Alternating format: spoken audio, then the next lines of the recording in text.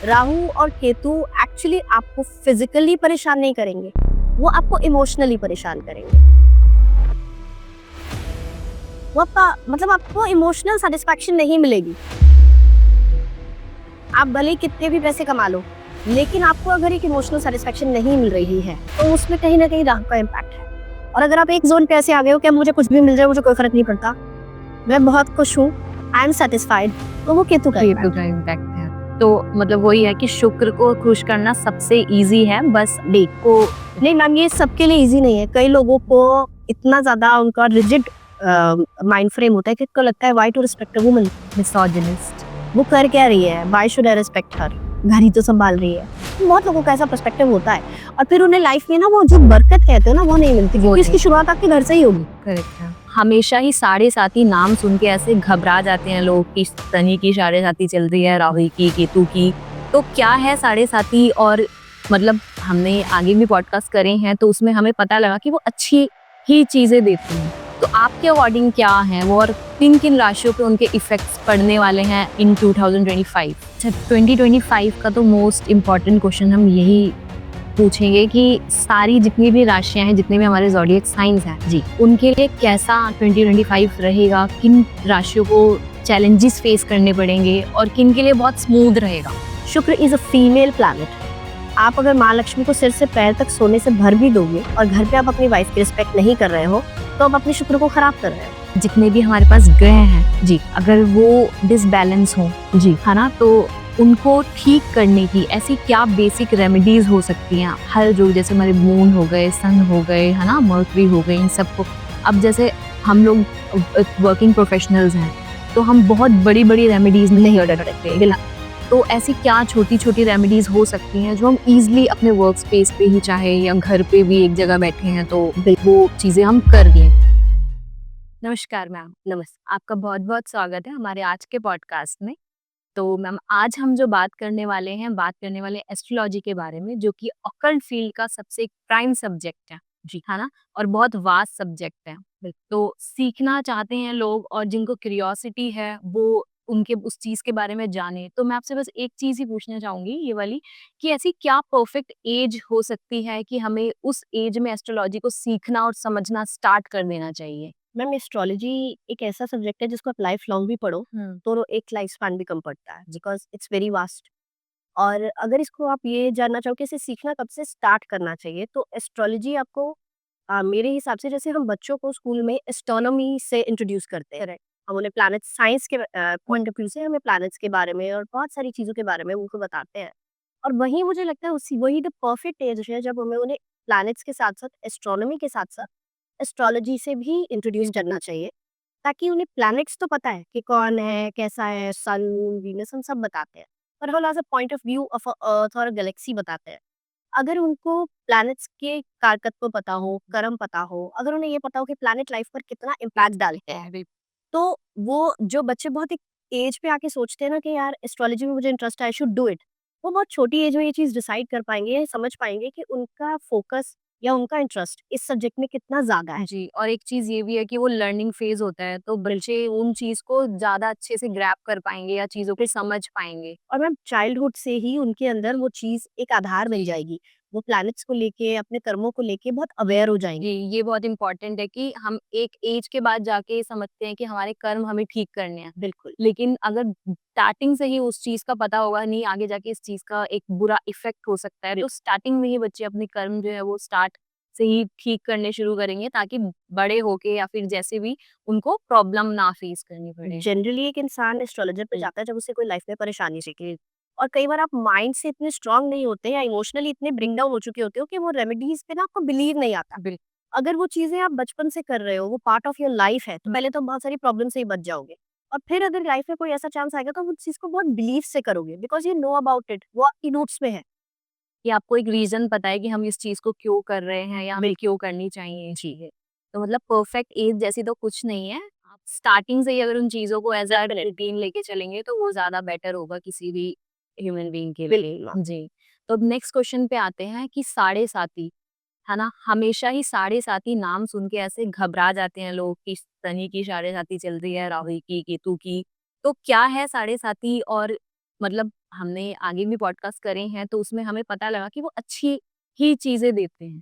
तो आपके अकॉर्डिंग क्या है वो, और किन किन राशियों पे उनके इफेक्ट्स पड़ने वाले हैं इन 2025? मैम, जो शनि प्लैनेट है वो न्यायाधीश है। जी। वो उन्हें हम जज कहते हैं, कोई उन्हें दंडाधिकारी भी कहता है, पर उनकी एक इमेज ऐसी बनी है कि वो हमेशा आपको पनिश करने आते हैं, जबकि ऐसा कुछ नहीं होता। साढ़े 7 ही एक साढ़े 7 साल का एक ऐसा टाइम होता है, क्योंकि शनि बहुत स्लो मूविंग प्लैनेट है। वो एक राशि से दूसरी राशि में गोचर करने के लिए 2.5 साल का समय लेते हैं। अच्छा, गोचर गोचर क्या होता है मैम? गोचर, जब एक प्लैनेट एक राशि से दूसरी राशि में ट्रांजिट करता है, हर प्लैनेट का गोचर का टाइम अलग है। जैसे सबसे क्विक गोचर मून के होते हैं। मून सवा 2 दिन में अपना राशि परिवर्तन कर लेते हैं। सूर्य 1 महीने में, शुक्र और बुध भी ऑलमोस्ट 1 महीना, बृहस्पति को 12 से 13 महीने लगते हैं, राहु केतु को ऑलमोस्ट 1 ईयर, और सिर्फ शनिदेव एक ऐसे प्लैनेट हैं जिन्हें 2.5 साल लगते हैं एक राशि से दूसरी राशि में जाने में। और साढ़े 7 साल हम इसलिए कहते हैं कि जब आपके 12th हाउस, आपके लग्न हाउस और आपके सेकंड हाउस पे मून से शनि ट्रांजिट कर रहे होते हैं, तो उसको ढाई ढाई ढाई करके 7.5 साल का टाइम स्पैन हो जाता है। इसलिए वो 7.5 साल के स्पैन को 7.5 ही कहा जाता है। जैसे अभी जो लास्ट ट्रांजिट हुआ था सैटर्न का, उसके बाद मकर राशि, कुंभ राशि और मीन राशि की 7.5 चल रही है। अब उस स्पैन को 2.5 साल पूरे हो गए। अब 29th ऑफ मार्च को शनि एक्वेरियस से निकल के मीन में चले जाएंगे। तो अब जो नया स्टार्ट होगा फेस, वो मेष राशि वाले जातकों का स्टार्ट होगा 7.5 का फेस। स्टार्टिंग से और ही मतलब। मकर राशि वालों की अब खत्म हो जाएगी 7.5, ओके। क्योंकि इनके 7.5 years कंप्लीट हो जाएंगे। अच्छा, तो अब जैसे आपने बोला मेष राशि के लिए जो है वो 7.5 स्टार्ट हो जाएगी, तो फिर वो लास्ट तक जाके जो हमारी मीन लास्ट होती है फिर वो वहां तक दोबारा से ट्रांसिट करेगी, ऐसा कुछ? जब जब मेष राशि अभी जैसे 12th हाउस में जिनके चंद्रमा होगा, मेष राशि होगी जिनकी, उनके 12th हाउस में शनि आ जाएंगे मेष राशि पे, तो उनकी 7.5 स्टार्ट हो जाएगी। 2.5 साल बाद लगन पे आ जाएंगे मेष राशि, और शनिदेव उनकी, और उसके 2.5 साल बाद उनके सेकंड हाउस में आ जाएंगे। अच्छा। तो ये 7.5 साल का टाइम स्पेन अब मेष राशि वालों का स्टार्ट होगा, और मकर राशि वालों का ये कंप्लीट हो जाएगा इस साल 29 मार्च को। ओके, तो अच्छा कंप्लीट हो गया मतलब उनकी 7.5 खत्म हो गई। जी, खत्म हो तो जाएगी। खत्म हो गई इन द सेंस कि वो उनको बहुत सारे बेनिफिट्स भी देके गई होगी। मैम, ये टोटली शनि आपके चार्ट में कितने स्ट्रांगली प्लेस्ड है और कौन से जगह के, कौन से भावों के वो लॉर्ड है, उस पर डिपेंड करता है। और उससे भी ज्यादा 7.5 के रिजल्ट आपके कर्मों पर डिपेंड करते हैं। कि अगर जैसे समझ लीजिए 7.5 साल आपका टाइम ऑफ इंस्पेक्शन होता है, जो 7.5 का टाइम होता है, तो आप जो भी कर्म कर रहे हैं उनके हिसाब से आपको 7.5 में रिजल्ट्स मिलते हैं। वो ऐसा नहीं होता कि 7.5 सबके लिए नेगेटिव ही होती है। 7.5 जो सही तरीके से चल रहे हैं, शनि जिनके लिए योग कारक है या जिनके चार्ट में बहुत वेल प्लेस्ड है, उनकी 7.5 उनके लिए बहुत रिवॉर्डिंग भी होती है। बहुत समय से रुके हुए उनके काम भी बनने लगते हैं। बहुत टाइम से कई लोगों का रुका हुआ प्रमोशन जो होता है वो हो जाता है। ट्रैवल प्लान्स बहुत ज़्यादा लोगों के जो बहुत टाइम से रुके होते हैं वो हो जाते हैं। टोटली डिपेंड करता है कि शनि आपके चार्ट में कितने वेल प्लेस्ड है। अच्छा, 2025 का तो मोस्ट इम्पोर्टेंट क्वेश्चन हम यही पूछेंगे कि सारी जितनी भी राशियां हैं, जितने भी हमारे ज़ोडिएक साइंस हैं, जी। उनके लिए कैसा 2025 रहेगा? किन राशियों को चैलेंजेस फेस करने पड़ेंगे और किन के लिए बहुत स्मूथ रहेगा? मैम देखिए, जैसे मेष राशि वालों की हम बात करें, वो सबसे पहली राशि होती है। उसके लॉर्ड होते हैं मंगल, और उस पर 7.5 भी आ रही है। तो देखिए, ऐसा भी नहीं हो सकता कि 7.5 आएगी और आप पे कुछ भी प्रभाव नहीं डालेगी। देखो, प्रभाव तो होगा, लेकिन वो आपकी प्लैनेटरी पे डिपेंड करता है कि वो किस हद तक नेगेटिव होगा या आप उससे कैसे बाहर निकलेंगे। तो अगर आप अपने दिमाग से स्ट्रांग हो, अगर आप अपने इमोशन से स्ट्रांग हो, आप अपने कर्मों से सही हो, तो वो टाइम आके बहुत आराम से चला जाएगा और आप उसके साथ-साथ बहुत अपनी लाइफ को इम्प्रोवाइज़ कर लेंगे। लेकिन अगर आप बहुत लेज़ी हो, अगर आप बहुत चिड़चिड़े हो, अगर आप डिसिप्लिन नहीं हो, तो ये 7.5 मेष राशि वालों के लिए बहुत सारी प्रॉब्लम्स लाएगी। क्योंकि उनकी लाइफ में अब ऑल ऑफ अ सडन उन्हें बहुत सारी चेंजेस महसूस होने लगेंगे, हेल्थ में भी, एक्सपेंसेस में भी। क्योंकि जिनके 12th हाउस में शनि रहेंगे, शनि की दृष्टियाँ भी उतनी ही इम्पोर्टेंट होती हैं। उनकी तीसरी दृष्टि जो उनके कुटुंब भाव पे जाएगी, उनके वाणी भाव पे जाएगी, तो वो ना चाहते हुए भी बहुत हार्श लैंग्वेज यूज़ कर सकते हैं, जिसकी वजह से उनके घर में उनके रिलेशंस खराब हो सकते हैं। घर का माहौल अशांत हो सकता है। तो मेष राशि वालों को इस चीज़ पे कि वो थोड़ा अपने गुस्से पे कंट्रोल रखें, थोड़ी अपनी वाणी पे कंट्रोल रखें, बिकॉज़ जब तक ये चीज़ें उन्हें रियलाइज़ होंगी, वो काफ़ी चीज़ें अपनी खराब लागत हो से चुकी खराब हो। कर लेते हैं। हाँ जी।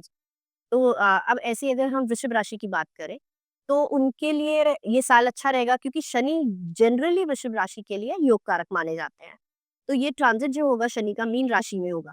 तो मीन राशि में ट्रांजिट होने की वजह से अगर आप बहुत ज़्यादा स्पिरिचुअल हो, अपने गुरुओं के हिसाब से चलते हो, आपके अगर आउटलुक बहुत पॉजिटिव है लाइफ को लेके, तो चीज़ें बहुत सिंपल रहेंगी। और अगर नेक्स्ट हमारी जैसे जेमिनी मिथुन राशि है, उसके लॉर्ड बुध हैं। जेमिनी राशि वाले वैसे बहुत इंटेलिजेंट होते हैं, बिकॉज़ उनकी कम्युनिकेशन, उनकी इंटेलिजेंस, उनकी पावर है। और अगर वो उसी के हिसाब से चलेंगे और उनकी प्लैनेटरी के हिसाब से जो भी उनकी दशा चल रही है, देखो सिर्फ हम एक सिर्फ राशि के हिसाब से हम पूरे साल की प्रेडिक्शंस नहीं कर सकते। करेक्ट। हमारी महादशा कौन-सी चल रही है, हमारे महादशा लॉर्ड की सिचुएशंस कैसी हैं, ये भी बहुत ज़्यादा डिपेंड करता है। लेकिन एक राशि का जो अपना एक पर्सनल नेचर होता है, उस पे इस साल का इम्पैक्ट कैसा होगा, तो जो भी हम सन साइन की या मून साइन की बात करें, अगर आप डिसिप्लिन्ड हो, अगर आप एक्टिव हो, अगर आप अपनी चीज़ों में हर चीज़ बढ़-चढ़ के करते हो, हार्ड वर्किंग हो, तो ये टाइम आपका बहुत ईज़ी और बहुत अच्छा और बहुत रिवॉर्डिंग वैसे रहेगा। भी मंगल का साल है तो बिल्कुल, एक्टिव रहना। एक्टिव रहना बहुत ज़रूरी है, एग्रेशन पे कंट्रोल रखना बहुत ज़रूरी है। किसी को कुछ सोच के बोलो, मतलब बस आया मुँह में और बोल दिया, जो वाणी आपकी पावर है, वो आपके अगेंस्ट भी हो जाएगी, करेक्ट। अगर उसे आप सही तरीके से यूज़ नहीं करते हो तो। कर्क राशि वाले वैसे बहुत इमोशनल, बहुत सेंसिटिव होते हैं। कर्क राशि चंद्रमा से रूल होती है, लेकिन अगर आपके अपनी मदर के साथ ये रिलेशन अच्छे नहीं हैं, अगर आप उनकी ब्लेसिंग्स के साथ नहीं चलते, अगर आप वाटर की बहुत वेस्टेज करते हो, तो फिर ये चीज़ें आपके लिए प्रॉब्लमैटिक हो जाएँगी। नहीं तो ये चीज़ बहुत अच्छी रहेगी आपके लिए। कर्क राशि वालों को बहुत थोड़ा सेंसिटिव इश्यूज़ आते हैं और उनका भी जैसे ढैया चल रहा था पिछले 2.5 साल से। कर्क राशि वाले जातकों का अब 29 मार्च को ढैया खत्म हो जाएगा। तो उनके भी बहुत टाइम से रुके हुए कुछ काम जो इस ट्रांज़िट की वज़ह से वो डिलेज़ आ रहे थे उनकी लाइफ़ में, वो ब्लॉकेजेस खुलेंगी। और जो लियो असेंडेंट्स हैं, जिनकी सिंह राशि है, जो सूर्य से गवर्न होती है, उनका ढैया स्टार्ट हो जाएगा 29 मार्च से। तो अगर वो अपने कंडक्ट में ठीक नहीं रहते हैं, अगर इनकी प्लेसमेंट शनि का स्ट्रॉन्ग नहीं है चार्ट में, तो ये 2.5 साल उनके लिए काफ़ी चैलेंजिंग हो सकते हैं। इसके बाद अगर हम बात करें कन्या राशि, तो कन्या राशि में भी उनके लॉर्ड बुध हैं, बहुत सेंसिबल हैं, बहुत सेंसिटिव हैं, सॉफ्ट नेचर है, हर चीज़ में अपने आप को एडजस्ट कर लेते हैं, काफ़ी फ्लेक्सिबल हैं।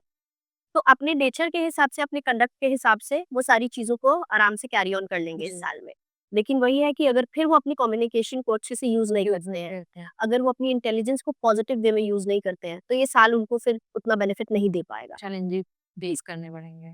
7वीं राशि हमारी लिब्रा राशि होती है, जिसके लॉर्ड शुक्र है।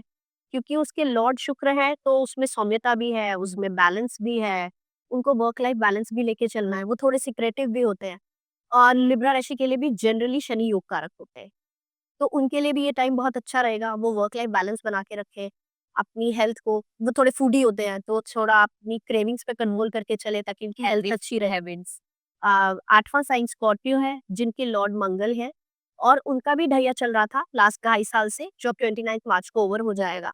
और उनके भी वही जो बहुत टाइम से फाइनेंशियल या इमोशनल ब्लॉकेजेस में वो हैं, वो खुलेंगे और उन्हें चीज़ों में अब लगेगा कि हाँ, अब काफ़ी अपॉर्च्युनिटीज़ आ रही हैं।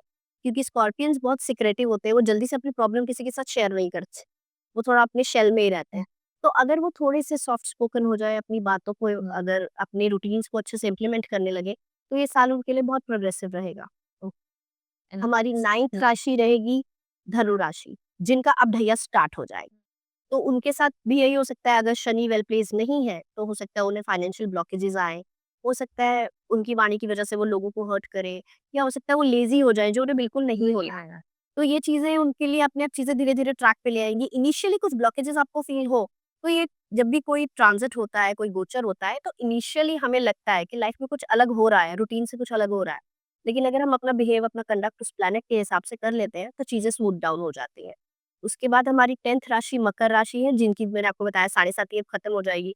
तो कुछ लोग होंगे जिनके शनि वेल प्लेस्ड अगर नहीं थे, तो पिछले 7.5 साल से बहुत सारे इश्यूज़ फेस कर रहे होंगे, स्ट्रगल कर रहे होंगे, उनकी चीज़ें बहुत डिले हो रही होंगी। तो वो चीज़ें उनकी खुलेंगी, उनके लिए ये चीज़ अच्छी है, उन्हें बहुत पॉजिटिव चीज़ें लाइफ़ में मिलेंगी।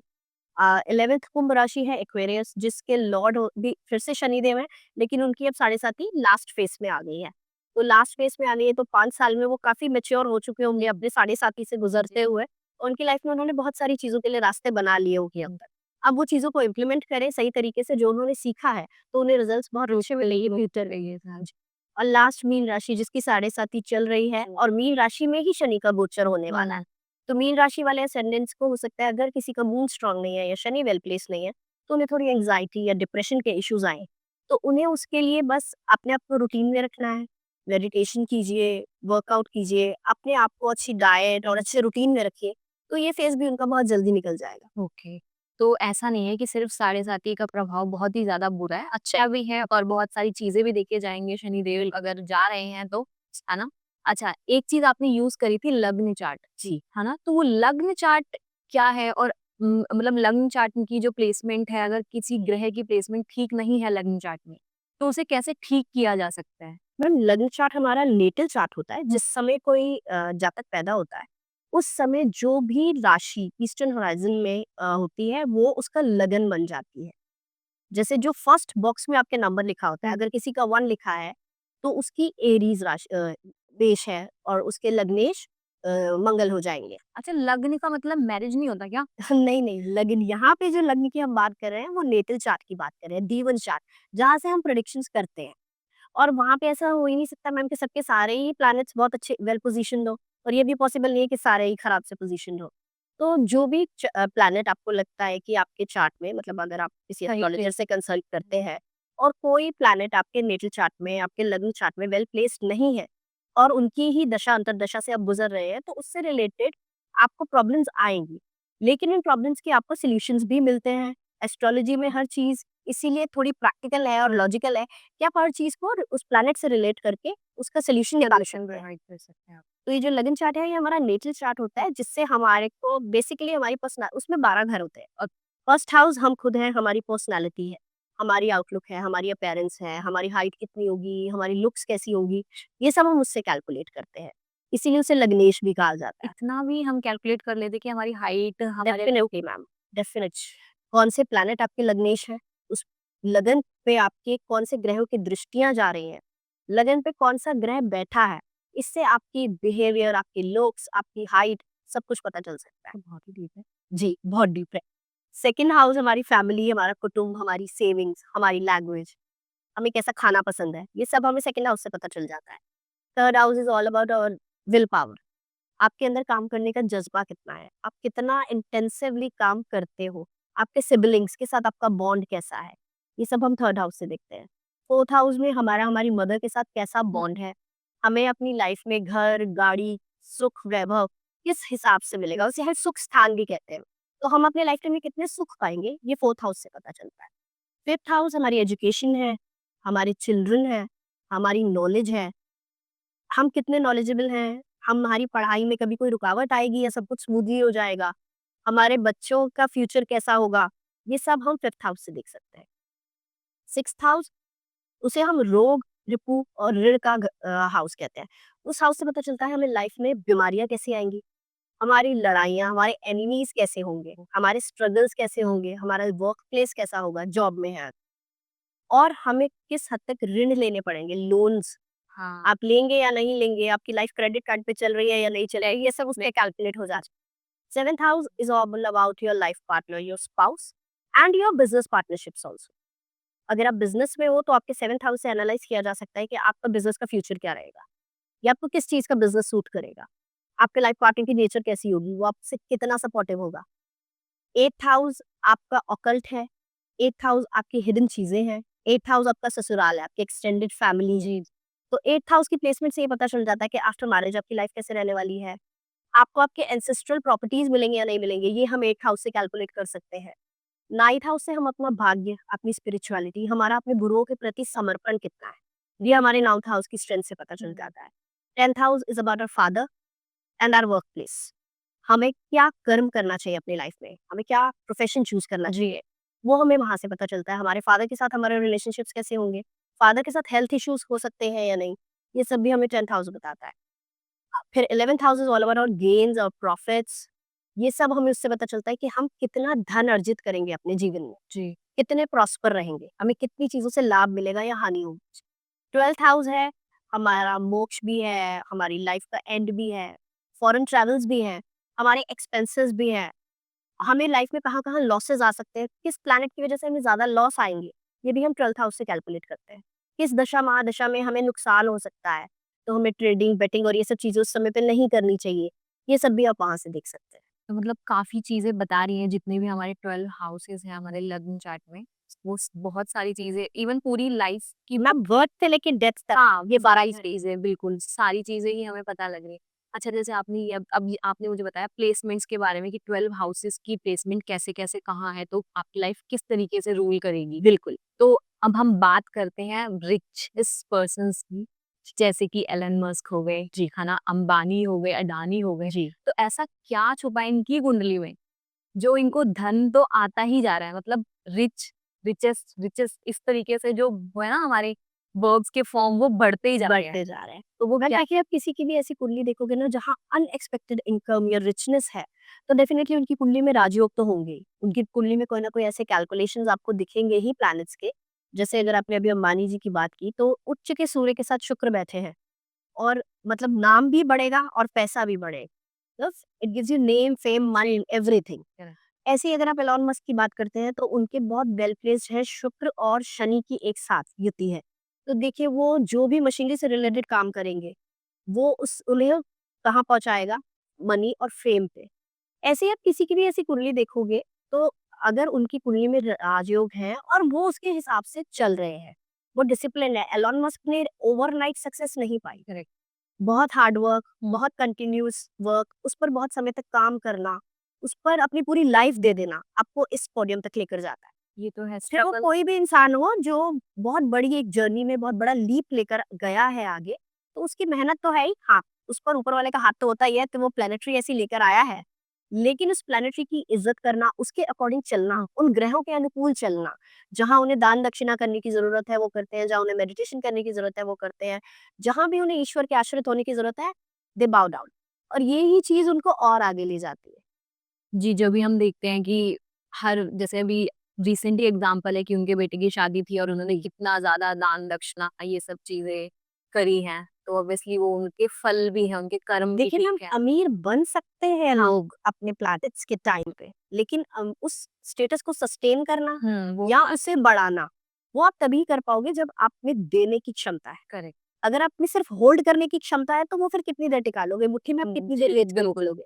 लेकिन अगर आप उसको एक्सचेंज करते रहोगे, तो आप अगर आप अपने प्रॉफिट का कुछ हिस्सा किसी नीडी को देते हो, तो वो प्रॉफिट अपने आप बढ़ेगा, क्योंकि आपकी इंटेंशन है टू गिव। जी, वो भी हम बोलते हैं कि ना राहु अगर हमारा स्ट्रॉन्ग करना है तो हमें ये सब करना चाहिए, दान दे तक हर प्लैनेट के में। अपने दान होते हैं मैम, हाँ हर जी। प्लैनेट के लिए कोई ना कोई दान होते हैं। और अगर आप बहुत ज़्यादा एस्ट्रोलॉजी की नॉलेज नहीं भी रखते, अगर आपको कोई नीडी लगता है, जेन्युइनली किसी को ज़रूरत है और आप मदद कर सकते हो, तो आप बस बिना किसी कैलकुलेशन के कर दीजिए। हाँ, वो तो है ही। अच्छा, एक चीज़ कि शुक्र, अब शनि तो हमने बात करी, मंगल जी, की बात करी, शुक्र, शुक्र सुनते ही ऐसा बहुत अच्छी सी सुंदर सी इमेज आती है एक, जी। है ना? पैसा, लग्ज़री, तो वही खुशबू, लव लव ऐसे करके, है ना? क्या मतलब कि उसको खुश हमेशा वो रहे और हमारे साथ रहे, हमें लग्ज़री देता रहे, पैसा देता रहे, ऐसे क्या उपाय हैं? और क्या है मतलब शुक्र की जो पसंदीदा चीज़ें हैं, वो कैसे हम उसको अपने साथ बढ़ा सकते हैं? मैम देखिए, शुक्र जो है ना एस्ट्रोलॉजी में वो नैसर्गिक शुभ प्लैनेट हुँ। माने जाते हैं, जी, कि वो खुश हैं और वो सबको खुशी देते हैं। जी। ब्लेसिंग माने जाते हैं अगर चार्ट में आपका शुक्र बहुत अच्छा है तो। और ऐसा इसलिए भी होता है कि वो एक ऐसे प्लैनेट हैं जो बहुत कैलकुलेटिव नहीं है, वो बड़ी जल्दी से खुश हो जाते हैं। हाँ, और शुक्र अगर किसी की खराब है, तो वो लाइफ में बहुत ज़्यादा चैलेंजेस भी लाते हैं। क्योंकि फिर वो जो आपको लव, लग्ज़री, मनी, कम्फर्ट दे रहा है ना, वो उससे वंचित भी कर देता है फिर आपको। तो शुक्र के लिए सबसे इम्पोर्टेंट सिर्फ़ एक ही रेमेडी है, वेदर इट बी मेल और फीमेल, आप अपने वर्क प्लेस पे, अपनी फैमिली में, अपने घर में औरतों की रिस्पेक्ट कीजिए। शुक्र इज़ अ फीमेल प्लैनेट। आप अगर माँ लक्ष्मी को सिर से पैर तक सोने से भर भी दोगे और घर पे आप अपनी वाइफ की रिस्पेक्ट नहीं कर रहे हो, तो आप अपने शुक्र को खराब कर रहे हो। अगर आप अपनी लाइफ पार्टनर के साथ ही अब्यूजिव लैंग्वेज यूज़ कर रहे हो, लेकिन बाहर आप बाकी लोगों को ये इमेज मेंटेन करके दिखा रहे हो कि मैं बहुत लग्ज़रियस लाइफ जी रहा हूँ, वो लग्ज़री आप सस्टेन नहीं कर पाएँगे। बिकॉज़ ये शुक्र जो है ना वो आपके घर में ही है। वो आपकी सिस्टर हो सकती है, आपकी फीमेल फ्रेंड हो सकती है, आपकी कलीग हो सकती है, आपकी वाइफ हो सकती है।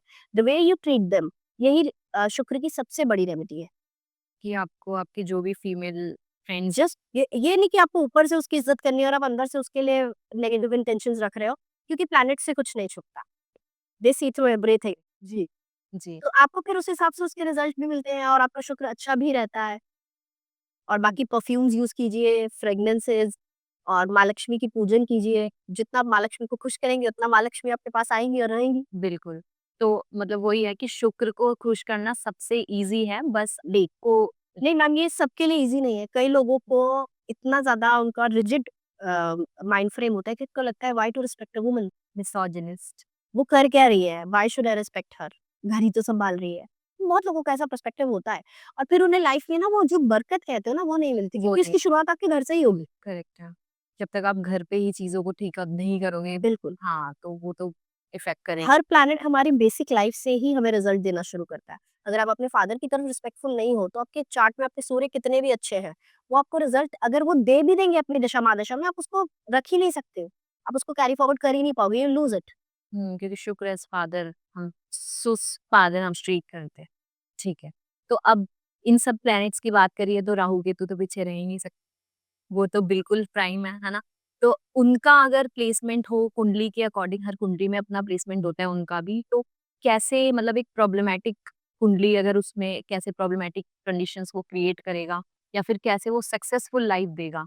मैम, ये तो इतने मिस्टीरियस प्लैनेट हैं हुँ। राहु और केतु, ये शैडो प्लैनेट्स हैं। हाँ जी। ये आपकी कुंडली में कैसे बैठे हैं, कितने भी पॉजिटिव भाव में बैठे हो, जैसे हम लग्न को या भाग्य भाव या पंचम स्थान को बहुत पॉजिटिव मानते हैं। ऐसी जगह भी प्लेस्ड हैं, तो वो आपको बहुत अच्छे रिज़ल्ट भी दे सकते हैं और वहाँ पे भी वो आपको बहुत परेशान कर सकते हैं। राहु और केतु एक्चुअली आपको फिज़िकली परेशान नहीं करेंगे, वो आपको इमोशनली परेशान करेंगे। वो आपका मतलब आपको इमोशनल सैटिस्फैक्शन नहीं मिलेगी। आप भले ही कितने भी पैसे कमा लो, लेकिन आपको अगर एक इमोशनल सैटिस्फैक्शन नहीं मिल रही है, कुछ भी करूँ कि मुझे वो चीज़ तसल्ली नहीं दे रही है, हाँ। तो उसमें कहीं न कहीं राहु का इम्पैक्ट है। और अगर आप एक ज़ोन पे ऐसे आ गए हो कि मुझे कुछ भी मिल जाए, मुझे कोई फ़र्क नहीं पड़ता, मैं बहुत खुश हूँ, आई एम सैटिस्फाइड, तो वो केतु का केतु इम्पैक्ट का है। इम्पैक्ट है। जी। एक कहता है मुझे सब कुछ चाहिए, एक कहता है मुझे कुछ नहीं चाहिए अटैचमेंट। और ये दोनों एक-दूसरे के हमेशा एक्सेस पे रहते हैं। एक-दूसरे पर इनकी दृष्टि रहती है। अब ये बहुत बड़ा एक फैक्टर होता है हमारी कुंडली में कि राहु और केतु अगर किसी प्लैनेट के साथ बैठे हैं, अगर वो बेनिफिक्स के साथ बैठे हैं, तो वो अलग तरीके से हमें फल देंगे। अगर वो मेलेफिक्स के साथ बैठे हैं, तो वो हमें अलग तरीके से रिज़ल्ट देते हैं। और अपनी दशा-महादशा में इनका रिज़ल्ट देने का तरीका बिल्कुल ही अलग हो जाता है। अच्छा, अब जैसे शादी तो हर बहुत ही इम्पोर्टेंट टॉपिक है। जी। न्यूमरोलॉजी हो, पामिस्ट्री हो, सबसे पहला हर किसी का सवाल होता है एस्ट्रोलॉजर से या पामिस्ट से या फिर न्यूमरोलॉजिस्ट से कि शादी कब होगी? जी, कितनी लेट होगी, कितनी डिले होगी या कितनी जल्दी होगी, कौन-सी एज में होगी?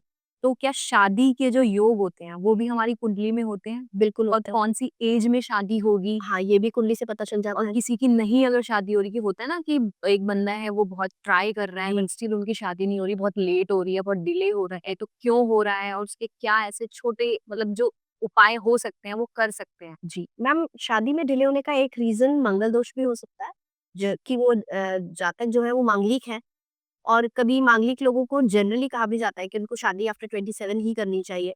तो उसका एक ये रीज़न भी हो सकता है कि वो मांगलिक है, तो ऐसे में उनको मंगल दोष निवारण कर लेना चाहिए। अगर बॉय है, तो उनके लिए भी उपाय होते हैं। अगर गर्ल है, तो जैसे उनका कुंभ विवाह हो जाता है। जैसे उज्जैन में मंगलनाथ मंदिर में जाकर वो पूजा करवा सकते हैं और इन रूटीन भी अगर उन्हें मंगल के दान वगैरह करते रहना चाहिए। अ, ट्यूसडेज़ को मंदिर जाना, हनुमान जी को प्रसाद चढ़ाना, ये रूटीन्स अपने रखने चाहिए। लेकिन अगर वो काफ़ी टाइम से स्ट्रगल कर रहे हैं और उनकी शादी नहीं हो पा रही है, हुँ। तो उसमें भी बॉय के लिए और गर्ल के लिए तो अलग-अलग रेमेडीज़ होती हैं, पर एक जनरल रेमेडी ये होती है कि बृहस्पति देव की पूजा कीजिए। क्योंकि एक ब्लिसफुल मैरिड लाइफ़ आपको बृहस्पति देव ही देते हैं और जब आपकी दशा-महादशा में बृहस्पति का अंतर-प्रत्यंतर आता है, तो कई बार आपकी शादी के संजोग उस समय पे बन जाते हैं। ओह! तो मतलब शादी के योग करने के लिए अब जैसे अभी आपने कुछ रेमेडी बताई, कुंभ विवाह बताई और मांगलिक लोगों मांगलिक लोगों की। अच्छा एक चीज़ है कि मांगलिक जैसे भी किसी की कुंडली में आता है तो हम बहुत डर जाते हैं कि मंगल दोष आ गया तो ये जैसे आपने मुझे अभी बिहाइंड द कैमरा भी बोला था कि नहीं ये एक दोष नहीं है, बिल्कुल नहीं है। बट एक ऐसी चीज़ है कि आप बहुत एक्टिव होते हो और आपका पार्टनर अगर नहीं है तो मैरिज लाइफ में इश्यू आते हैं। ऐसा कुछ नहीं होता जो हम एडजस्टमेंट इश्यूज़, हाँ, it's just adjustment an issue adjustment issue है क्योंकि एक बंदा जो पूर्ण मांगलिक है, वो एक्टिव होगा, उसमें थोड़ा अग्रेशन होगा ही, तो उसको एकदम लेज़ी और बैठना और इनएक्टिव लाइफ़ नहीं पसंद होगी एक जगह पे बैठ और उसको रिलेशनशिप में भी वो ज़्यादा पैशनेट होगा। अगर आपका पार्टनर उस हिसाब से हुँ, एक्टिव नहीं है, पैशनेट नहीं है या वो आपके एग्रेशन को नहीं समझ पा रहा, तो वो कहीं न कहीं पे एक ऐसा इश्यू बन जाता है जो शादी को सेटलमेंट को बहुत कॉम्प्रोमाइज़ कर देता है इंसान की। और ऐसे में अगर दोनों की मेंटालिटी एक जैसी है, दोनों पार्टनर अगर मांगलिक हो और दोनों एक दूसरे के एनर्जी लेवल को मैच कर जाओ, तो उनकी मैरिड लाइफ थोड़ी सिंपल और थोड़ी अच्छी और एक्टिव रहती है। ओके। लेकिन ऐसा नहीं है कि एक मांगलिक और नॉन मांगलिक कभी शादी नहीं कर सकते, क्योंकि ऐसा कोई दोष नहीं है। अगर आप इसका परिहार कर लेते हैं और अगर आप अपने बिहेवियर में, कि आपको पता है कि अगर एक जना हम दोनों में से मांगलिक है और वो ज़्यादा अग्रेशन भी होगा उसमें, वो ओवर एक्टिव भी होगा, वो जल्दी से चीज़ों को एक्सेप्ट नहीं कर पाएगा, डिपेंडिंग कि उनके मंगल की पोज़ीशन कैसी है उनके चार्ट में। अगर मंगल अच्छे होकर बैठे हैं और ऊपर से वो इंसान मांगलिक है और एक्टिव है, तो उसका एनर्जी लेवल दूसरे से हमेशा अलग होगा। जी।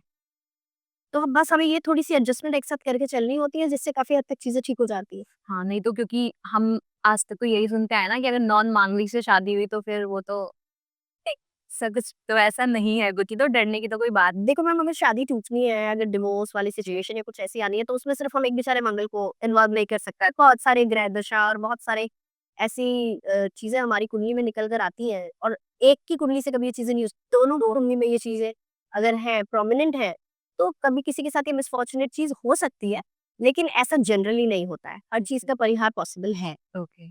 तो मैम जैसे जितने भी हमारे पास ग्रह हैं, जी, अगर वो डिसबैलेंस हों, जी। है ना? तो उनको ठीक करने की ऐसी क्या बेसिक रेमेडीज़ हो सकती हैं? हर जो जैसे हमारे मून हो गए, सन हो गए, है ना? मर्करी हो गई, इन सबको अब जैसे हम लोग वर्किंग प्रोफेशनल्स हैं, तो हम बहुत बड़ी-बड़ी रेमेडीज़ नहीं नहीं कर कर सकते, सकते, है ना? तो ऐसी क्या छोटी-छोटी रेमेडीज़ हो सकती हैं जो हम ईज़िली अपने वर्क स्पेस पे ही चाहे या घर पे भी एक जगह बैठे हैं तो बिल्कुल। वो चीज़ें हम कर लें? मैम, हमें कौन से प्लैनेट से प्रॉब्लम आ रही है ना, ये मोस्टली प्रॉब्लम पे ही पता चल जाता है।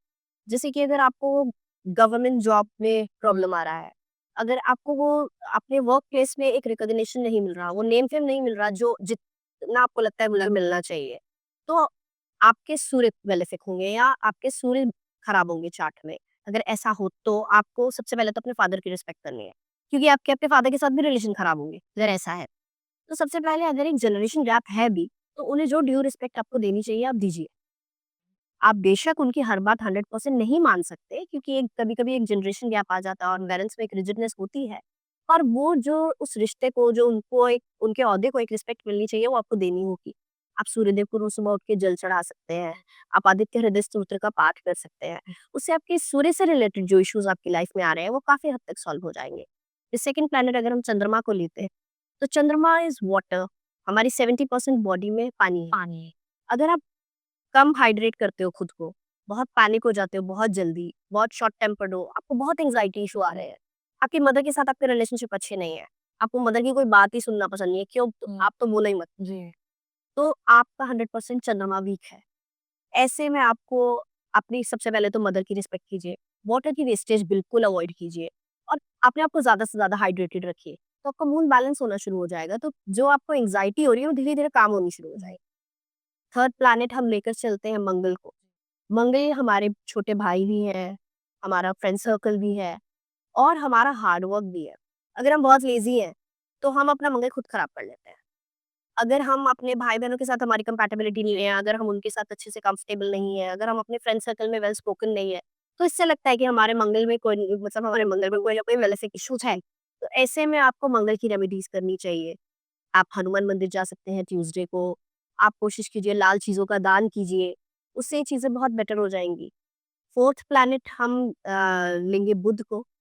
मरकरी जो है वो हमारी इंटेलिजेंस है। मरकरी को ना हम एक छोटे बच्चे, एक यंग प्रिंस भी कहते हैं, एक यंग चाइल्ड भी कहते हैं। तो वो बहुत फन लविंग है, वो बहुत क्रिएटिव है। अगर आप में क्रिएशन या कम्युनिकेशन से रिलेटेड प्रॉब्लम्स आ रही है, कि आप बोलना तो कुछ चाहते हो लेकिन सामने वाला आपकी बात समझ से कुछ और निकाल रहा है। अगर आपको फ़ील होता है बात करने के बाद कि I am not very soft spoken, मैं बहुत कंफर्टेबली अपनी बात दूसरे को नहीं तो समझा यहाँ पा हुआ रही। है ना बोल रहे होते हैं तो ऐसा लगता है ये तो लड़ाई करने के जी, ही मोटिव से कुछ हाँ। बात कर रहे हैं। तो अगर आप अपनी बात सामने वाले को ठीक से नहीं समझा पा रहे, तो मोस्टली आपका मर्करी मेलेफिक होता है। उसके लिए आपको ना अर्दी चीज़ों का इंटेक करना चाहिए। ग्रीन लीफी वेजिटेबल्स खाइए, आप गार्डनिंग कीजिए, प्लांट्स की सेवा कीजिए, उससे आपका मर्करी बहुत बैलेंस हो जाता है। और अगर फिर उसके बाद हम बात करते हैं जैसे मरकरी को मैंने आपको बताया कि उसको हम एक छोटे बच्चे की तरह भी ट्रीट करते जी। हैं। तो आप बच्चों के साथ थोड़ा टाइम स्पेंड कीजिए।